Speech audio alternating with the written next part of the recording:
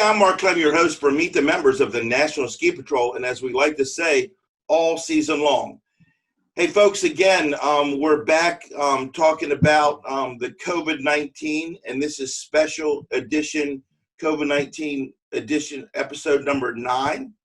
The past several episodes, we've talked about patrollers out on the front lines, either in the operating room or nurses. And then we talked about folks out there that were doing the Goggles for Docs program. And we talked to a guy who was making actual face shields. And then we talked to some doctors. And today we're going to kind of move away from that a little bit. It is the COVID-19 special episode. However, ski patrollers have to get ready as well, just like any major business out there. So this time of year would be normally status quo. You know, the OAC Canada training is starting to get underway in some places, and the calendar for all the instructor trainers are going up, and everyone's getting ready for that. But you know, with the COVID-19 lockdown, and some states are reopened, some states are not. The folks at the National Ski Patrol had to figure out, like, how are we going to not miss a beat? And like to welcome Cal Goldsmith in. Cal is going to make sure that the folks in the Eastern Division don't miss a beat, that we are trained well and are ready for whenever the season starts. Hopefully it's going to be an on-time season this year, but you know, we just never know. We just can't wait for things to happen. So Cal is out there as the brand new NSP Eastern Division Director. And Cal, I'd like to say, how does it feel that you could like ease into it, but like past Division Director John Kane, the gavel is down. Let's go. What do you say? The gavel is most definitely down, and it's been a wild ride so far. It's just getting started. As you said, John Kane was the previous division director, and I would have a hard time stepping into this role if it wasn't for the fact that I'd been fairly involved as his assistant division director for the last 4 years. And that has been very helpful. And JK is still in the background helping, offering advice. He's on this CoopedUp task force that we've started to try and deal with this. So I'm getting lots of support from him and from all the rest of the leadership of the Eastern Division. Yeah, it's really not in the DNA for patrollers just to walk away. They're always, even though you're not in that position, you're always like, how can I help you? I hear that all the time, and I've experienced it, and hopefully I'm like that as a patroller. And I could never, ever imagine John walking away saying, all right, Cal, your horse, now you ride it. I don't think that will ever happen. No, that most definitely will never happen. So let me tell you a little bit about the task force. One of the first things that I started thinking about, obviously, was COVID-19. We had to deal with it when it came to the YAP seminar last March. We had to make a decision as to whether or not we would continue and have that event up at Smuggler's Notch. This was one of the, I think it was the largest YAP event we had planned. Craig Larson and Chris Toda had a total of, I think, 78 YAPs attending this event, which was probably by 10 or 15 larger than the largest one we had before. So it was a big deal. Yeah, I was supposed to be on the way. I was on the way from my very first one. I did see that on one of your interviews. So it went away. Yeah, so it went away. We couldn't do that. And we also had to make a decision about our spring officers meeting, which happens in late April. And of course, by then, there was no question that we weren't going to do it. So we pulled the plug on that and instead did a Zoom meeting, much like you've been doing. We had I think we had over 100 people on the call at one point. And it went very smoothly. One thing, we rehearsed it quite a bit before that meeting, learned how to run a Zoom call for a large group, knew that we had to have a staff of people so that the guy running the meeting, which at the time was JK, wasn't trying to do everything himself. And so that really helped. We thought was a very smooth meeting. It was all day long. and a couple hours the night before as well. And it went very well. And now we're having to look at what we're going to do in the fall. But before we got to the fall, it was obvious that we needed to put some effort into planning what was going to happen next season. And the thing that I was most worried about was, obviously patroller safety. How do we patrol on the hill under the new conditions? But also training. How do we train? How do we do a refresher? How do we do an OEC course?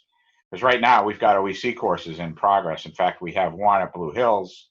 Yes. That I think you've interviewed the Croft family. I saw that, and they were all set to take their written test, and they came up with a bunch of innovative ways they could do that, and submitted it to the national leadership and the OEC committee, and finally did get approval to run the written test. But the hands-on test is still, I think, kind of out of reach these days. But yeah, I think they're going to try. Said they were hoping to, whenever they get able to go face to face, they're going to do a couple of weeks of getting everybody up to snuff in the group. However they can do it. Exactly. Yeah. So they're dealing with that, but it's not a problem unique to the Eastern Division. Everybody's dealing with how do we run a course, how do we take a test, administer a test. So the Nationals working on that, but we really needed to deal with it at a local patrol level and an Eastern Division level, figure out what we're going to do for the coming season. So I had a conversation with somebody who told me about a continuity of operations task force he was on in his local community. And that name seemed to make some sense to me. Continuity of operations, that's really what we're talking about. So I asked to form a task force. I asked about 15 or 16 people in the Eastern Division. And I'd say the best and the brightest, but there's so many of those kind of people in the Eastern Division. These were people that I tried to get a diverse group from, and not just the leadership, because by my way of thinking, the leadership, all the RDs and the program, especially the program advisors, those folks are going to be the ones that have to implement what we come up with. So really what I wanted to do was more of a think tank. Let's just think this through. Let's figure out what our problems are. Let's suggest some possible solutions, and then let's hand it off to our leadership to actually implement and make final decisions on how to do things. So we, as I said, I convened this group of 15, 16 people. Everybody I asked, like you said, said, absolutely, I'd be happy to help. I want to be involved. It is an impressive list, I will say. It is definitely an impressive list. It is. We've got quite a group of people to draw from. So it is a very impressive list. And I wanted to get a couple of patrol directors in there too. Nick Rasher and Jeff Hayes are our two patrol directors that we've got on, one from New Hampshire and one from Blue Hills. And they are both really sharp guys that are going to bring a lot of down-to-earth perspective to what we're doing. And they've done that already. So the idea was get a diverse bunch of people, let's put them together, and let's come up with a whole list of things we need to think about. And we did that, and we came up with a big, long list of things to think about. And then let's group those concerns into 4 manageable groups, and then let's split up our task force to address those subgroups. So that's what we've done so far. The first now group you have it's 15 members to the yeah. You call it the CoopedUp task force, is that right? Right. So yeah, that was an Ed McNamara thing. He emailed me and said, so continuity of operations, Eastern Division, cooped. And then he said, so you got to come up with up too. And so we've been working on that. I like the one under pressure, but other folks have come up with different versions of what UP can stand for. But the net result is the CoopedUp task force. And Ed's right. He said it will stick with people. They'll remember it. And that's exactly what's happened. So now let me break in here for a moment. Sure. You said you had, if you just to walk into it, there's 1,000 things that are the number one concern. So how do you narrow that down and say, okay, folks, what is our number one? What do we have to absolutely positively do number one before number 2 and 3 can happen? Yeah, well, that was pretty evident the first meeting when we talked about it. The very first thing, it's all on the timeline, right? So that's what's most important is what is on that timeline that you have to address right away, and what can you put off to address, next week, not very far. But Right. and what we decided was, I broke it up into 4 groups. The first one is while patrolling, so anything you have to deal with while you're patrolling. The second one is while training, anything you have to deal with while you're training. And then the third one will be financial impacts. And the fourth one is administrative, so events and things like that. So it became very obvious the first 2 are the 2 that we need to address right away. That's what we really need to dive into. And on the training side, it was OEC courses because people are running those right now. Right. On the patrolling side, it's actually right now, the beginning thing is bike patrols, because we've got bike patrols that are firing up or are already working right now. And if they're not, they will be very shortly. And so we really needed to address things like PPE. How do you approach a patient these days? Do you hand them a mask and ask them to put it on, or are you wearing a mask so they can't see your whole face when you're talking to them? When you come up to a patient, how do you do it? What kind of things do you need to deal with?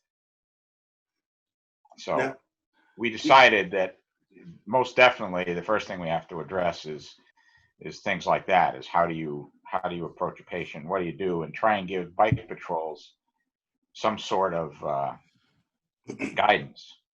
Now, I will say that this is National Ski Patrol, so if you don't give somebody an answer very quickly, they'll figure it out on their own and start doing things the way they best think they should. right. And that's a great thing, but it's also a challenging thing because it means the pressure's on. We've got to operate on a short timeline. But we've also been able to reach out to a few of those bike patrols, and we haven't reached out, but I've seen documents of procedures from a couple of the mountains out west, like Mount Batchelder. I saw patrol procedures for them and how they're going to operate. And so we're going to incorporate all that. We don't want to reinvent the wheel. And at the same time, we're doing our thing. National is working on the exact same problems. Right. So a big part of what we're going to do, and we talked about that in our meetings, is to make sure that we're not trying to reinvent the wheel again. That if National has procedures for giving tests, then our goal becomes a little bit different. We're not trying to invent it. We're trying to take what they've told us and disseminate it and make sure that everybody that needs to know it knows it throughout the Eastern Division. Now, in terms of, let's get to the training part, because I think, you guys are going to set forth the protocols, put on a mask, whatever it is, whatever the safety of the scene of yourself and all that is. For the most part, we throw that in your hands. What about, and I get 1,000 questions, what if? And I'm going to buy a shirt, I think it says, I'm sick of what if, because I'm sick of what if. But training. You've got the virtual OEC class going on at Blue Mountain, which is, I think, coming close to the end right now. How do you go forward with that? And then you have the instructor trainers, the OEC 6 rollout, and then the refreshers. I know that's a whole bunch right now, but just kind of pick one and start if you could. Yeah, we actually we could have also called it the What If Task Force. That's exactly right, because that's basically what we're doing. So for the OEC courses, National has come out with some pretty good guidance up till now on what they want to see in terms of OEC 6 versus OEC 5, not starting a course until after the 1st of July, and if you do, it's got to be under OEC 6, so that kind of stuff. And they're getting more clarity to us on that. Blue Hills actually proposed 2 or 3 ways they could take the written test, and they were pretty inventive.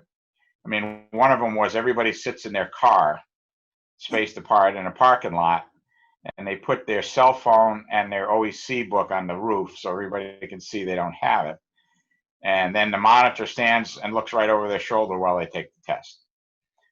That was a pretty extreme way to do it, but it would have achieved the goal. And I think National came back finally after 2 or 3 different versions of that and said, look, if you want to have everybody sitting in a chair in a parking lot with their book and their phone underneath the chair and just take the test and somebody watching them. That'll work. You can do something like that. Or if you have a big building, you can put everybody inside the building and keep that social distancing. You can do that as well. So they're starting to come out with some guidance. And to be fair to them, whatever they come out with has to fit not just Blue Hills Patrol, but has to fit everybody across the nation. So they wanted to take a little bit of time and think about that, and that's what they've done. As far as how do you proceed with a refresher? That's a question we have to answer pretty quickly. We don't have answers yet, but it's got to happen pretty quickly. IT refreshers in Pennsylvania start in July, and I know our own start in August, so that's not that far away. No. And for us to be able to come up with answers for those folks is critical. And the refresher, of course. Do you see a virtual thing happening with those, or anything like that? Well, if your refresher is a hybrid, you're going to be doing a good part of it online anyways. But then I think it will take some semblance of that. Yeah, and I think National's coming out and saying if you can do a refresher over Zoom or something like that, that's the way we'd like to see you do it. And I don't think there's been decisions made yet, or there may have been. I just haven't heard about it. But I don't think they're going to require that we do a hands-on piece of it before you can patrol this year. And we've got some flexibility there when you think about it, because we're in a 3-year cycle with our refreshers. So we're supposed to cover, our recert is every 3 years, right? So you could do a full refresher of the whole manual once every 3 years, or the way we choose to do it is split it up into 3-year cycles. So whatever we don't do in cycle A, which is what we're in right now, we could push off and spread it out over cycle B and C as far as hands-on stuff, assuming we can do it next year hands-on. So that's an option. That's something that we're talking about, and it'll probably go that way. It'll be something like that. Now me is just jumping in real quick. Myself as a CPR instructor from American Heart. I know all the agencies out there. They're sending us guidelines and new protocols. So and I know that the cards, like my instructor refresher, comes up in June. It's pushed back 120 days or whatever they said. Do you do something like that? Do you just grandfather somebody in, or push the training back? I think the idea is that mix in with the season and you don't have enough time to do that. Yeah, no, I think the idea is let's get as much of it done as we can virtually. And then whatever piece of it we can't do because of the hands-on, we'll push off. And so, yeah, it's sort of like a pass for this year on the hands-on thing. The other thing that we talked about in the CoopedUp task force in last Thursday night's meeting is the possibility of saying to people, okay, so we're not going to be able to do the hands-on as part of your refresher, but when you get out on the hill and you start patrolling, then we want you to do you already do one on-hill scenario every year as a warm-up. We're going to give you 2 or 3 more to do, and let's work on those on the hill.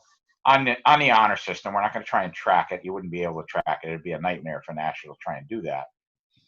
But have people go do that on the hill and work 2 or 3 different scenarios that National gives you as part of your on-hill. So let's expand the on-hill portion of it to maybe make up for some of that hands-on stuff. And it won't be perfect. Fortunately, I do know a ton of patrols that do that anyway. They'll have many days in the first part of the season where you start, or every Saturday morning, and where people jump in and do so. Hopefully that's nothing new to everybody else. If it is, oh well, right? Right. And of course, that begs the question, will we be able to do hands-on scenarios in November and December? Right. What kind of, which then puts you into a whole nother thought process of how do we patrol? What do we do while we're on the hill? What does the top shack look like on your mountain? How much room do you have to put 6 people in the room? Some patrols have plenty of room. They can spread people out all over it. More patrols than not, I think, probably have a pretty small area where people sit shoulder to shoulder or close to it. especially when it's a 10-degree day out and it's windy or night, as I patrol at night. And raining And and sleeting. all the rangers want to come in, and the patrollers want to come in and warm up, and you've got 6 or 8 people in a fairly small building. How's that going to work? I mean, do we have the facilities to allow that? So those are all the kind of questions. I mean, you wouldn't expect people would sit there with a mask on and their goggles on the whole time they're in the shack, but maybe it looks something like that. I don't know. Now, it was brought up in some conversations I've had with some other divisional folks. And you brought it up a little bit about the masks. I would say personal protection for the patrollers. That's what we do. We're just going to have to do it a little more on snow than we typically do. Maybe we'll have to pull out a mask. Then there was discussion brought up, do we put a mask on the patient? I don't know if that's a way to do that. I don't even know if we can do that. I don't, talk about that a little bit. Sure. So we had there was a presentation done by a doctor down in Pennsylvania that we listened in on, and it was about COVID and CoopedUp. And he asked a question. He said, so you got 5 patrollers responding to an accident with 1 patient. You get there, there's only 1 mask. Who do you put the mask on? Of course, the answer is you put the mask on the patient, right? So you don't try and put it on the lead patroller or anybody. You put it on the patient. So that was kind of an interesting perspective. But that is the question we have to answer: is when you show up in an accident and you're wearing your mask because you have the protocol to do so. Do you ask a patient if it's, hey, my name's Cal Goldsmith, I'm with the ski patrol, can I put a mask on you? Or can I hand you a mask to put on? Would be the preferable way to do it. But it's been shown that masks are so effective at reducing emissions from a person who might be infected that's probably something we want to talk about and require. So, but that's one of the questions we have to answer, and that's what I mean. Is how do you do that? And what if they say no? Does that mean you don't work on them? Of course. Well, then you get into the protocol, scene safety. Right. Well, then you're in. Protocol. That's the first thing. Yeah. So, do you then step back and pull your goggles down tighter and put your N95 mask on and pull a gown out? And of course not. You're not going to be able to do that on the hill. So you just have to do the best you can with it. And you talked in the beginning. You brought up another facet. There is going to be a financial situation if we start handing out all these masks and stuff like that. Like, where does that come from, and how do we finance that? Well, that's also another interesting part of the question. If you're working for a mountain as a patroller, and all of us do, we're all either part-time employees or somehow associated with the mountain itself when it comes right down to patrolling. Whose responsibility is it to provide that PPE? And, is your mountain going to be on board with saying we can't work in the aid room and we can't work on the hill until you supply everybody on the shift with a brand new N95 mask every time they patrol? Right. There's going to be an expense associated with that. And you're right. The mountains may say, hey, you guys are ski patrol. You do whatever you want. We don't supply all that stuff. That's up to you. And our response would be, well, but you're the mountain, and patrol doesn't own equipment. We don't have those assets. It's really up to you to supply them for us. And if, so that begs the question, if they're not willing to do it the way you want it done to the level you want it done, do you step in and spend your own patrol money or your own personal money to provide the level of protection that you really want to have? And it's one thing to be on the hill dealing with somebody where you're in the open air. You've got your patroller PPE on anyways, right? You've got your goggles on, and most of us have neck warmers we can pull up over our face. And actually, we've asked National to look at some of our vendors to see if there's a way to build some filtration into neck warmers so that when you pull them up, you've actually got a level of protection.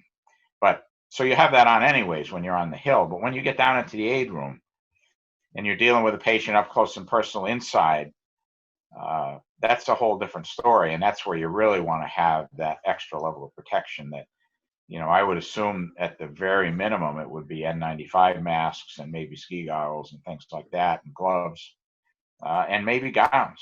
Gowns may not be taking it too far at that point. So there will be an expenditure to deal with that. And that's part of what the financial group was dealing with. But the other part there, the other set of questions we're asking that we don't yet have answers for is, how will it affect our membership? Will our members pull back because it's tough times and they're out of a job, or do we give some relief in terms of dues? Is there anything that's appropriate for us to do as a division at that level? And of course, we can only address division level things and region things because the RDs are all part of our division board. So, but individual patrol dues we have no say over, and national dues we have no say over. But at least at the division level, we can talk about it. Now, you have 15 members of the what's that called again? The CoopedUp task force. I'll get that right. Yeah. So, okay, we come up with our own protocols. We come up with our own dynamics of how we want to do this. How are you working with the local agencies and the governments? Because we could come up with something, and then Governor so-and-so says, oh, we can't do that. So that's actually a good point. And Bill Klein, our legal advisor, brought that up in our CoopedUp task force. You're exactly right. We need to understand what the rules and rules of the road are from our governors in each locale, each state, because they may very well be different. We're all positive thinkers. We're thinking, well, that's not going to be till November, December. Everything's going to be much better by then. Right. And that might well be the case, but we don't know that for sure. So we need to think about, and it's probably, at this point, it's probably just we have to be aware of what the local governors are going to require and what kind of rules they're going to set for opening or not. And let us, we just have to keep that in mind. And most likely, maybe they'll try and tell the individual areas how to run their ski lift. But that's really, my guess is it's going to be more up to the individual areas to figure that out. Do you space people apart on a quad lift so that they sit on each side? Do you put barriers in between them? Do you require they wear face masks and goggles before they can get on? Right. Do you offer them, if a person wants to be on a chair all by himself, do you let them do that? Those are all questions that the ski area has to answer. But we've acknowledged in the task force that while the ski area needs those answers, they may very well turn to ski patrol and say, what do you guys think? You're the safety people. What do you think we should do? Well, I don't know about you, but I think that's what we want. We want to give our input. It is. It's exactly what we want. Sure, we want to have a say in that. Right. But at the same time, we don't want to assume the liability for an area of their safety procedures relative to their equipment and their operations. That's really has to be their decision. So we can advise them, but we don't want to be in a position of telling them how to run their area, because that's not in our charter. That's not what we do. Now, I know there's 400 things we could talk about, and we're going to run out of time here in a little bit, but I guess lastly, we got to worry about cleaning, disinfecting the equipment, the sleds if we use or whatever, plus our gear that we're wearing. Yep. That's I could see a scenario where I run a wreck, and I run a full-blown wreck with a sled and a backboard and a straps and a C-collar and everything.